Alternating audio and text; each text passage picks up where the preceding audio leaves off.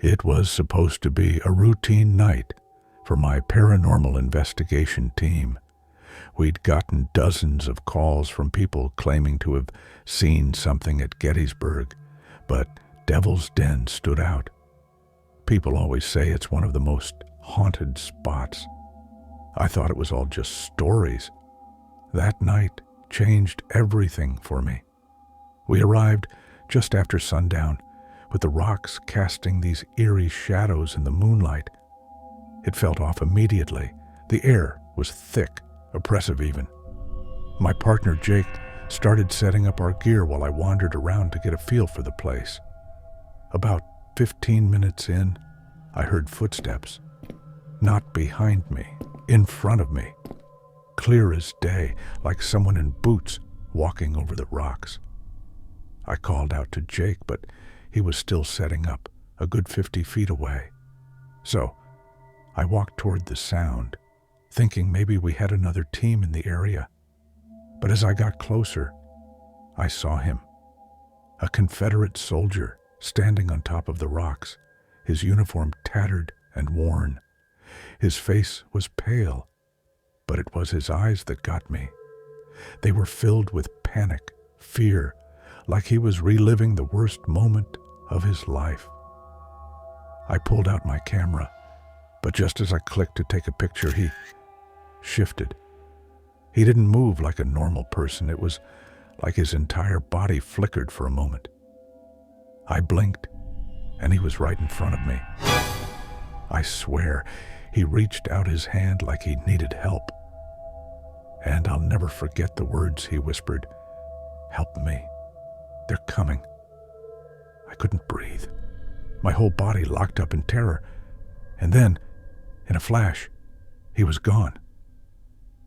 When I checked my camera afterward, the photo I took was just static, complete static.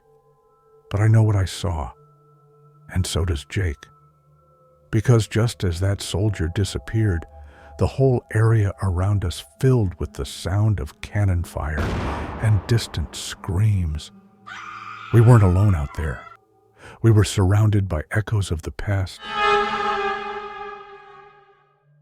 I've always loved history, and when I finally got to visit Gettysburg for the first time, I was excited. I had no idea how terrifying my experience would be. I decided to check out Cemetery Hill at dusk, hoping to capture some great sunset photos. Little did I know, I'd capture something far more sinister. I was near the monument to General Reynolds when I saw a man standing a few yards away.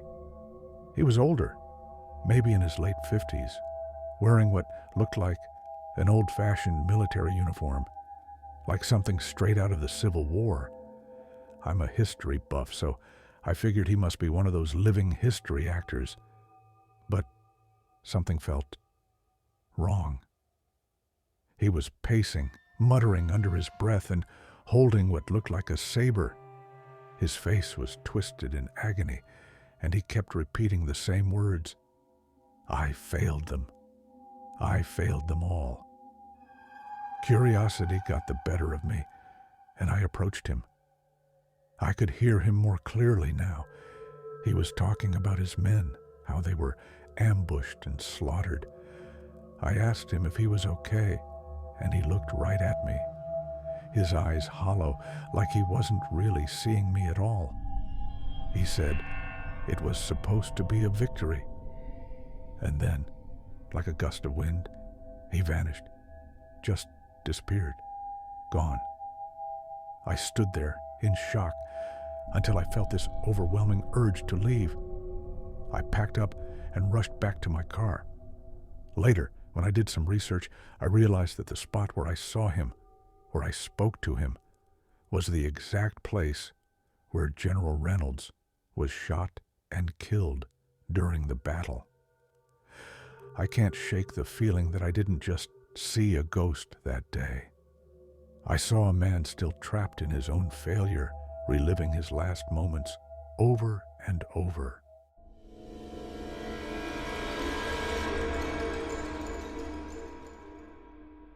I had no idea what I was walking into that day. It was late afternoon, and I was taking a self-guided tour through Gettysburg's wheat field. The place was serene, too serene, considering the slaughter that had taken place there over 150 years ago. But as the sun started to dip, that peacefulness shifted into something heavy. I was walking along, taking in the silence, when I spotted someone up ahead. He was dressed in what looked like an old Union uniform. At first, I thought it was just another reenactor. Gettysburg's full of them, after all. But there was something strange about him. He was standing perfectly still, staring off into the distance. His posture was so rigid, like he was still standing at attention. I called out, "Hey, you doing all right?" He didn't respond. But here's where things got weird. The air around me suddenly got cold, and I mean freezing. It was the middle of summer, and yet I could see my breath. I started walking towards him, and as I got closer, the guy turned his head. His face, it was pale, gaunt, like he hadn't eaten in weeks. His eyes were hollow, but they locked onto mine with such intensity that I froze. He opened his mouth like he was about to say something, but instead, there was this low, guttural moan, and just like that, he vanished. 1 second he was there, the next, gone. I stood there, completely stunned. My body went numb, and I felt this overwhelming sense of sorrow. I didn't run, though I should have. But I knew that I had just seen something I wasn't supposed to. That soldier wasn't just a reenactor. He was still trapped there, still waiting for a battle that had ended long ago.